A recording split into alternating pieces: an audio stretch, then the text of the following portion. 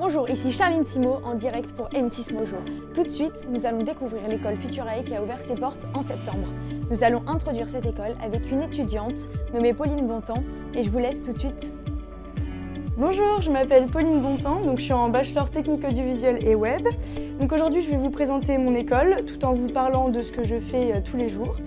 Et donc mon école, comme vous l'avez compris, c'est Futurae. Dans cette école, on retrouve différents bachelors, donc de marketing, communication digitale, anime 3D, animation 3D, jeux vidéo, etc. Et donc on va voir tout ça aujourd'hui. Donc pour commencer notre petite visite, je me trouve ici dans l'espace détente de Futurae, donc où les élèves peuvent venir travailler ou tout simplement se détendre, discuter entre eux, etc. Mais on trouve aussi des salles où on peut travailler vraiment en groupe, puisque dans cette école, on travaille beaucoup avec les élèves de notre classe et on fait des projets tous ensemble et je vous parlerai du mien d'ailleurs tout à l'heure. Et voici maintenant donc la salle informatique où sont surtout les élèves de jeux vidéo et anime 3D qui travaillent. Et alors pour continuer notre petite visite, je vais vous montrer donc la cafétéria. Alors l'avant-dernière salle que je vais vous présenter, c'est une salle qui nous est attribuée à nous les techniques audiovisuelles, dans laquelle on peut donc stocker tout plein de choses, comme donc là ici c'est plein d'objets qu'on a utilisés pour notre projet de fin d'année, puisqu'on doit tourner en fait une émission d'horreur, donc vous aurez l'occasion peut-être de la voir sur YouTube d'ici peu. Et donc c'est également l'endroit où on stocke notre matériel, nos lumières, nos caméras, nos trépieds. C'était un plaisir de vous avoir fait découvrir mon école et de vous avoir partagé mon expérience. Et je vous dis à bientôt. Merci beaucoup Pauline pour ton interview et la visite de ton école Futurae. Et je vous dis à bientôt.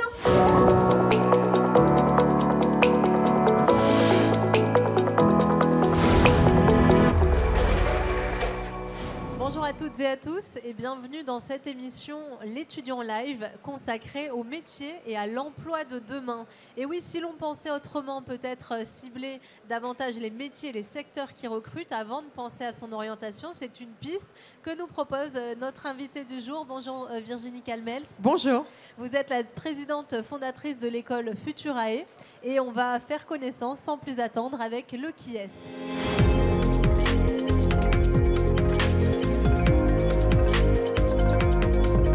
Dans cette première partie d'émission, je vous propose de vous présenter, vous, avec vos mots, qui vous êtes et l'école que vous représentez, en 3 points si possible.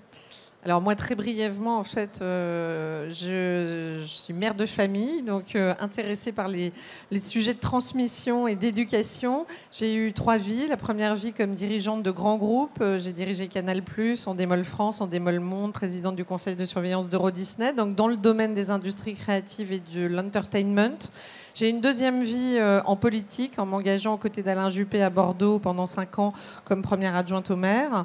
Et en fait, ma 3e vie d'entrepreneur, c'est la synthèse de mes 2 vies précédentes, c'est-à-dire un projet qui est une école qui s'appelle Futurae, qui fait la synthèse en fait du business et de l'intérêt général. En 3 points, c'est une école qui est résolument tournée vers l'employabilité. Elle est née du constat triste que plus de 23% des jeunes sont au chômage. Et donc l'idée était de dire comment est-ce possible alors que 100 000 emplois sont non pourvus. Et donc l'idée est vraiment de connecter les talents avec les entreprises et de leur fournir en fait les clés de l'enseignement vers les disciplines qui sont aujourd'hui attendues et en tension sur le marché. Le deuxième point, c'est de dire que les métiers de demain n'existent pas encore pour beaucoup d'entre eux. Une étude du Bureau de travail américain dit que 80% des métiers de 2050 n'existent pas. Et donc l'objectif, c'est d'apprendre à apprendre et c'est surtout de dire quelles vont être les compétences en fait qui vont être requises. On peut ne pas connaître les métiers de demain. En revanche, on est à peu près convaincu qu'il y a un certain nombre de compétences qu'il faut absolument acquérir, maîtriser pour avoir cette adaptabilité à des métiers qui n'existent pas encore. Et puis le 3e, c'est qu'on a voulu une école résolument agile qui est en permanente évolution et surtout très connectée au monde de l'entreprise. Et c'est pour ça qu'on a la chance d'avoir 40 dirigeants des entreprises dans lesquelles nos jeunes rêvent de travailler qui s'impliquent à mes côtés en masterclass, mais aussi au sein du comité stratégique de l'école. Et on va plonger un peu plus dans le concret avec cette 2e partie d'émission qui s'appelle Mon avenir.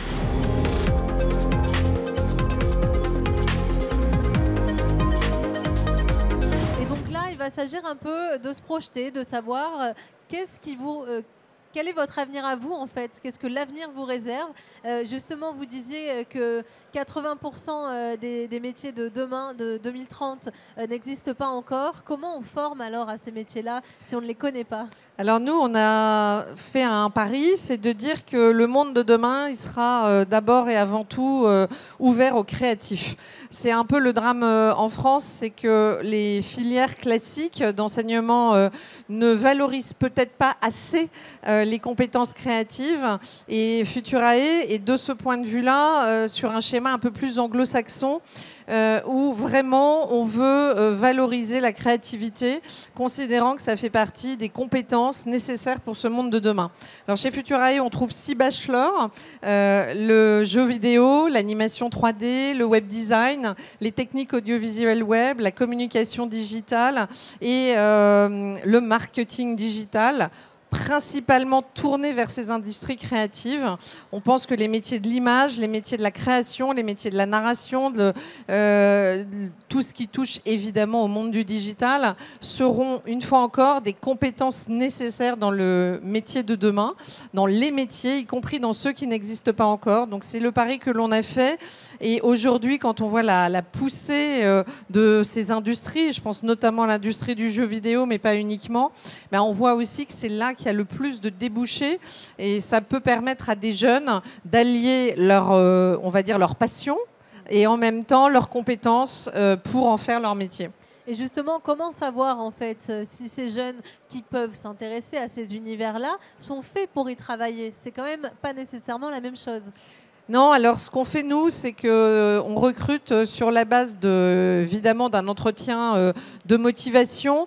On pense que ce n'est pas forcément les compétences, enfin en tout cas les résultats scolaires qui sont essentiels. On demande le baccalauréat parce qu'on ne peut pas former à des choses de base qui sont censées avoir été acquises pendant l'enseignement précédent, mais on va s'intéresser à leur potentiel. Et c'est pour moi ce qui est primordial, c'est qu'on pense que beaucoup d'étudiants ont des compétences, mais que s'ils sont mal orientés, malheureusement, ils ne vont pas pouvoir les mettre en œuvre et du coup, ils peuvent se retrouver soit dans des voies de garage, soit ne pas développer justement leurs compétences et du coup, peiner en termes de résultats. Et donc, on a mis aussi en place des tests cognitifs, comme le font beaucoup de studios de jeux vidéo aujourd'hui. On ne recrute plus tellement sur le diplôme, on recrute beaucoup sur cette capacité, ce potentiel, et c'est ça qu'on va essayer de développer avec nos étudiants pendant tout leur cursus, de 3 ans en bachelor ou de 5 ans en master, pour vraiment essayer de mettre en valeur leurs compétences, et ces compétences, elles sortent aussi dans ces tests cognitifs. On voit assez vite le potentiel, notamment créatif, d'un certain nombre d'étudiants. Et puis là aussi, il y a beaucoup d'étudiants qui disent « je veux aller dans l'industrie du jeu vidéo », mais qui ne savent pas nécessairement sur quel type de métier, parce que derrière cette industrie, il y a une large palette de métiers et de compétences requises. Et de quelle manière vous mettez en valeur ces compétences? Justement, vous parlez beaucoup du système classique et vous, avec Futurae, plutôt d'un mode d'enseignement assez différent, peut-être novateur. Quel est le quotidien au final? Alors déjà, on travaille en mode projet. C'est pas forcément ce qu'il y a de plus innovant parce que maintenant, ça se développe heureusement dans beaucoup d'écoles. Mais c'est vrai qu'on a voulu un enseignement qui soit extrêmement professionnalisant. Et donc, il y a très peu d'enseignement théorique. Tous les professeurs chez Futurae ont un métier et viennent en fait transmettre leurs compétences à des étudiants comme ils le feraient à un stagiaire qui intégrerait leur école, par exemple. De fait, ça veut dire que on a la chance d'avoir des grands spécialistes. Quand on parle d'influence réseaux sociaux, on a des gens de chez Webedia. Quand on parle de, par exemple, effets spéciaux de films, on a des personnes qui ont travaillé sur Star Wars ou sur des films de cette ampleur-là. Donc l'objectif, c'est vraiment d'intégrer au sein de l'école un enseignement très professionnalisant avec des personnes qui, alors, en général, ont déjà donné des cours parce que ça ne s'improvise pas complètement. C'est des personnes qui ont un métier, mais qui ont aussi cette capacité, cette volonté à transmettre et à former. Et on a cette chance-là. Du coup, ça veut dire que 100% de nos masters, quand ils sont sortis, ils ont trouvé un emploi parce que justement, c'est une formation très tournée vers le besoin des entreprises. Et justement, quel type de métier aujourd'hui pour ces personnes qui sont sorties de votre école? Si je prends 3 exemples, par exemple, de diplômés en web marketing et big data, Emma, par exemple, aujourd'hui, elle est data analyst marketing au groupe Les Échos Le Parisien. Mamed, lui, il est Customer Success Manager chez Easy Movie, ou Pierre est Digital Account Executive chez Publicis Media à Lausanne. En fait, l'objectif, c'est de montrer que, alors c'est aussi grâce à la puissance du réseau des 40 dirigeants qui interviennent en masterclass qu'on leur rouvre des portes. Moi, je crois résolument à l'égalité des chances, et je pense que la première égalité des chances, c'est justement de s'ouvrir vers des entreprises et de créer des contacts, du network. Et en l'occurrence, là, on a un grand nombre de métiers. Derrière ces 6 bachelors, de data analyst à web designer ou en charge du growth hacking management. Donc, c'est beaucoup de métiers, beaucoup de possibilités, et là encore, beaucoup de débouchés, ce qui était pour moi l'objectif numéro 1. Moi, je trouve triste que les jeunes commencent dans la vie par le chômage, donc il faut impérativement que tous ces jeunes aient immédiatement des débouchés. Et ça, c'est la maman qui parle pour le coup, j'imagine aussi. On a fait on a vu un petit peu tout ce qu'il pouvait y avoir dans votre avenir, même s'il y a bien sûr des inconnus encore pour le moment. On va passer à une autre partie de cette émission qui s'appelle le vrai ou faux.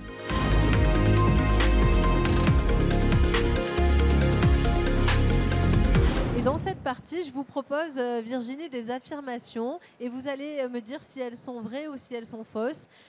Notamment, par exemple, dans votre école, il n'y a pas plus de 20 élèves par classe. C'est vrai, c'est un choix qui est clairement affiché.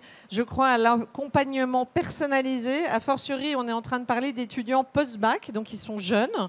Moi, je crois qu'ils ont besoin encore d'être dans une structure d'accompagnement, et je ne crois pas aux grands amphithéâtres. Donc, on a voulu ne pas dépasser d'effectifs de 20 par classe pour pouvoir d'abord bien les connaître, bien les accompagner, personnaliser. Il y a des bulletins scolaires chaque trimestre qui sont là pour faire progresser l'étudiant, en fait, lui montrer ses points forts, ses points à améliorer, lui donner confiance en soi, mais surtout, une fois encore, l'orienter.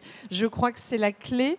On doit absolument donner aux jeunes la capacité de s'orienter au mieux de leurs possibilités, parce que c'est là qu'ils vont réussir, c'est là qu'ils vont développer tout leur talent et leur passion. Ils vont être heureux, parce que quand vous réussissez dans quelque chose, ça vous pousse à l'excellence et ça vous pousse au dépassement.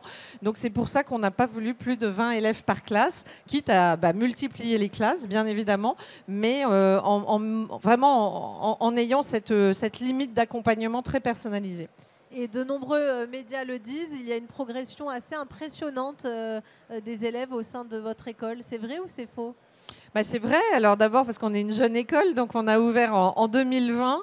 Moi, j'ai fait la conférence de presse d'ouverture de l'école fin février 2020. Et comme vous le rappelez, on avait un confinement strict 3 semaines plus tard, ce qui nous a permis d'installer toute l'école, de recruter au démarrage les premiers étudiants par Skype.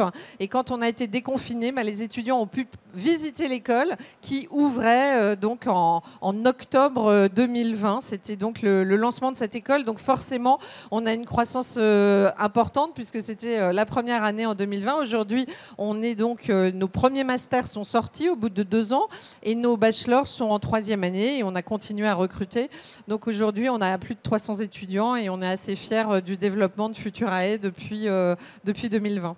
Et au-delà justement de former des étudiants aux industries créatives, c'est également une école créative, Futurae ?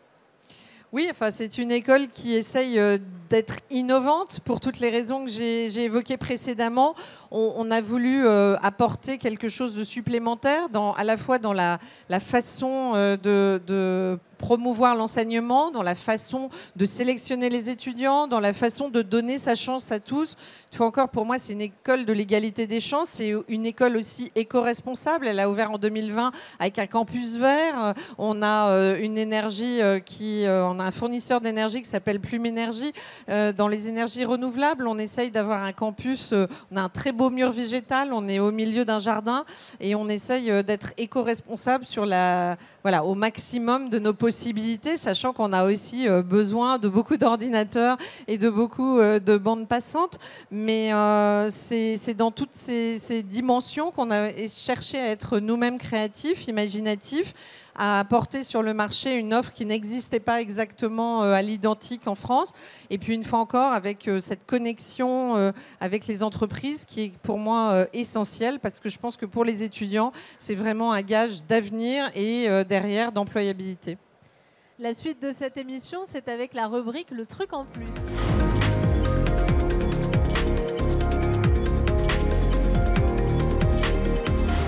Quelle est la particularité de Futurae ou le fait que vous aimeriez mettre en avant ?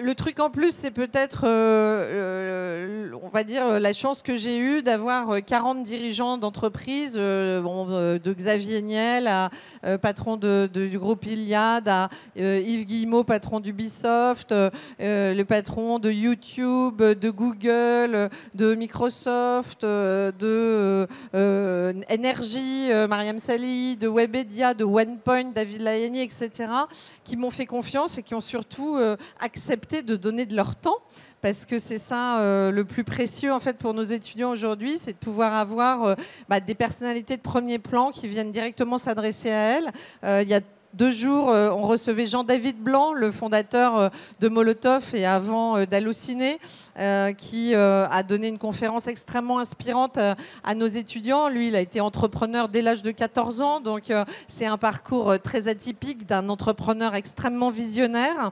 Et je pense que cette interaction-là avec ce niveau de dirigeants, on a aussi Jean-Claude Legrand de L'Oréal ou Patrice Ken, le PDG de Thales, dans des grands groupes ou dans des entreprises plus petites, avec des entrepreneurs, des dirigeants extrêmement différents en termes de personnalité et de parcours. Je pense que c'est aussi ça qui peut montrer à nos étudiants qu'au fond, en France, on est souvent très attaché au diplôme et on a l'impression que si on a raté des grandes écoles ou des grands diplômes, ça va être très difficile. Et leur montrer qu'au fond, non, il y a aussi des personnalités hyper inspirantes qui parfois ont eu des parcours très chaotiques, d'autres des parcours très, très classiques. Patrice Ken, il est polytechnicien. Xavier Niel, il a monté sa boîte très jeune. Jean-David Blanc, il a même pas pu avoir le temps de faire les études de médecine qu'il voulait faire parce qu'il était déjà à la tête d'une boîte qui était grosse quand il avait à peine 18 ans. Donc c'est la pluralité de ces parcours qui, à mon avis... Qu'est-ce qu'il leur apporte à ces jeunes, justement ? Il leur apporte d'abord cette vision et cette inspiration, parce que moi je crois au rôle modèle et je pense que nos jeunes, il faut aussi qu'ils se projettent. Je veux dire, chaque fois qu'ils allument la télé, on leur explique quand même que le monde va très mal, qu'on a peut-être une guerre, une 3e guerre mondiale potentielle ou du chômage, de la crise, etc. C'est aussi chouette de pouvoir leur montrer qu'il y a des magnifiques parcours et qu'eux-mêmes vont sans doute pouvoir en avoir un s'ils s'en donnent les moyens, s'ils travaillent, s'ils investissent. Et puis, ils leur apportent du coup aussi un réseau assez immédiat de stages ou d'alternance et puis de contacts. Et je crois une fois encore que dans l'égalité des chances, c'est très important ça, parce que moi je l'ai vécu. Je pense que quand vous avez la chance d'avoir des parents qui éventuellement vous aident ou vous orientent, voire vous facilitent l'accès à des stages, vous n'êtes pas à égalité avec ceux qui n'ont pas cette chance-là. Donc moi, ce que je voulais donner dans cette 3e vie à mes étudiants, c'est un peu cette chance d'accéder à des personnalités de premier plan. Parce que quand j'étais première adjointe au maire de Bordeaux, j'avais fait venir Xavier Niel à Bordeaux. On avait rempli le Palais des Congrès pour une conférence ouverte à tous. Et je m'étais rendu compte, parce que je l'interviewais, et je m'étais rendu compte que dans la salle, il y avait la moitié qui étaient des jeunes. Et je m'étais dit, si je peux apporter ça, c'est-à-dire si je peux leur faciliter l'accès à des personnalités comme cela, ça a participé à la volonté de créer Futurae. Et on va passer à une partie très concrète, le en pratique.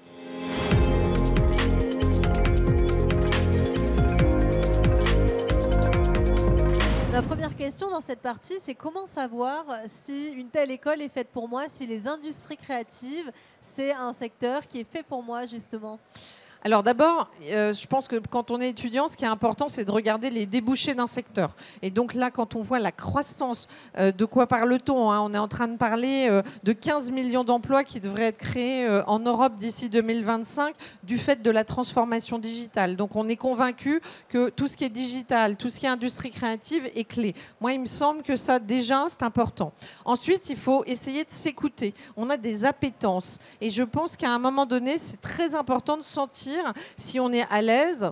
Basiquement, quand vous êtes en terminale, souvent on vous demande si vous êtes plutôt, enfin on vous le demande un peu avant d'ailleurs, dès la seconde, mais si vous êtes plutôt matheux ou plutôt littéraire. Et en fait, souvent, l'arbitrage, il se fait entre ces deux grandes composantes. Et je pense que malheureusement, on ne demande pas assez aux gens s'ils sont créatifs. Et la créativité, c'est clé. Et vous le ressentez souvent, vous voyez des enfants qui ne s'ennuient jamais parce qu'avec deux bouts de ficelle, et, ils vont s'inventer un monde, ils vont créer des choses, ils vont s'amuser. Vous voyez des gamins, enfin moi je vois les miens, mon fils a 14 ans, il est encore très jeune, mais qui sont très spontanément très à l'aise dans le monde du jeu vidéo, voire très bons, voire très doués. Moi je suis très impressionnée de voir des jeunes qui ont à peine leur bac, qui sont déjà extrêmement compétents parce qu'ils se sont auto-formés aux jeux vidéo, à la création de personnages, ils savent déjà faire du modeling, ils ont déjà appris des choses et ils nous étonnent parce qu'ils ont appris totalement seuls, avec des tutos sans doute, mais ils ont appris parce que c'est une passion. Et moi, je crois qu'au fond, il faut suivre ses passions parce que c'est là qu'on est le meilleur.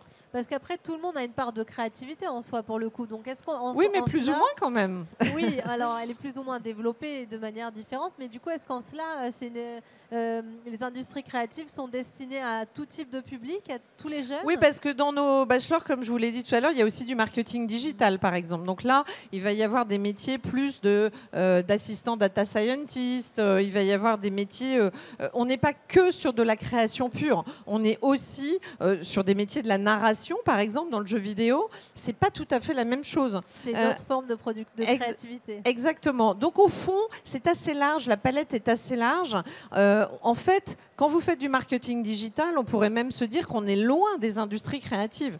Donc le marketing digital peut s'appliquer dans le monde des industries créatives. Donc nous, ce qu'on veut, c'est avoir des étudiants dont les débouchés vont être plus naturellement sur des grandes entreprises du monde de l'industrie créative, mais pas que. C'est pour ça que tout à l'heure, je citais Thales ou L'Oréal, pour vous montrer qu'on a une palette large en fait de débouchés. Quand vous faites du marketing digital, vous pouvez aller travailler dans quasiment la totalité aujourd'hui des industries et pas nécessairement les industries créatives. Donc ça laisse quand même un large choix à des étudiants qui seraient plus ou moins en appétence avec le monde des industries créatives. Et vous avez parlé à plusieurs reprises d'égalité des chances et du parcours scolaire classique, maths aussi versus français. Bon, c'est quand même un cursus par lequel ils sont obligés de passer. Bien sûr. Est-ce que du coup, pour les élèves qui seront plus en difficulté dans ces parcours classiques-là, auraient des chances de se déployer dans une école comme Futurae? Oui, moi ce que je dis tout le temps, c'est que ce n'est pas les compétences passées qui nous intéressent, c'est le potentiel d'avenir.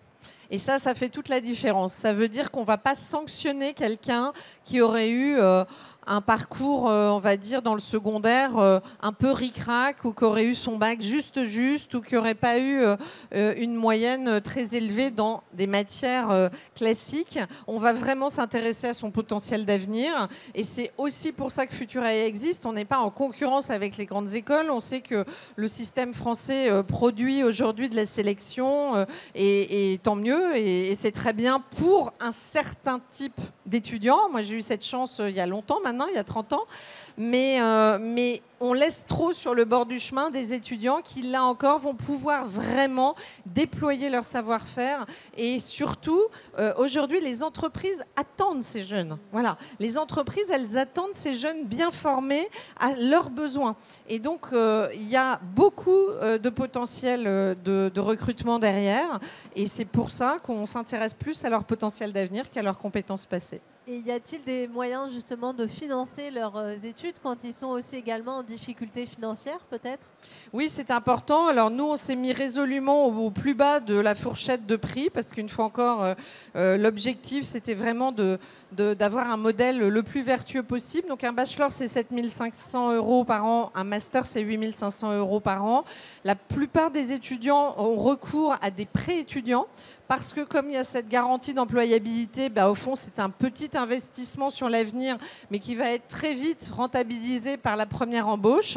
Sinon, il y a des systèmes également d'accompagnement ou de bourse. On se rend compte qu'au fond, nous, chez Futurae, on a à peu près toutes les origines socio-professionnelles. On a des des étudiants, qui viennent de milieux parfois très défavorisés. Et moi, je mets un point d'honneur à ce qu'ils soient des modèles pour montrer que justement, alors qu'ils auraient pu faire d'autres choix, de la facilité et pas de l'exemplarité, ils travaillent dur pour avoir derrière un job dans une belle entreprise. Et je pense que c'est des gens qu'il faut accompagner. Et donc en cela, on a vraiment envie de les aider et de mettre en place aussi des financements quand on le peut. Et qui feront peut-être des masterclass demain. Le mot de la fin, peut-être, pour terminer.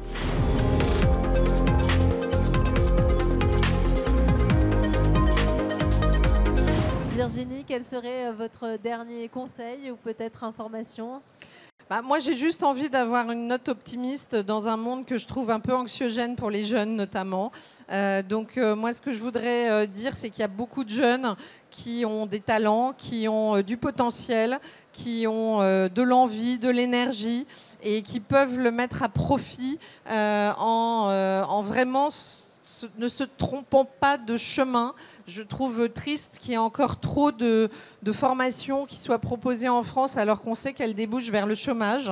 Et je pense qu'il faut que ces jeunes se rendent compte qu'ils ont un bel avenir dans un certain nombre de domaines, de secteurs, et qu'ils aient confiance en eux-mêmes et confiance en leur choix et en leur goût. Parce qu'une fois encore, il faut s'écouter. Parfois, les parents se disent « Ah oui, mais non, mais ça, c'est des métiers pas vraiment... » Parce que c'est nouveau, donc ça interpelle beaucoup une génération, dont la mienne, qui peut être un peu déstabilisée par ces métiers de demain. Il y a plein de gens L'inconnu, ça fait peur. Exactement, l'inconnu fait peur. Puis il y a plein de métiers où un web designer, aujourd'hui, pour plein de gens, on ne sait pas très bien ce que c'est.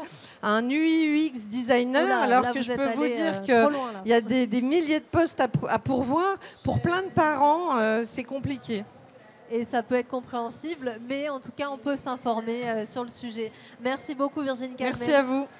C'est donc la fin de cette émission. Je vous propose d'en retrouver de nombreuses autres sur la chaîne YouTube L'Étudiant TV, dans la rubrique ITV École, le plateau live de l'étudiant. Bonne continuation à tous et peut-être à très bientôt.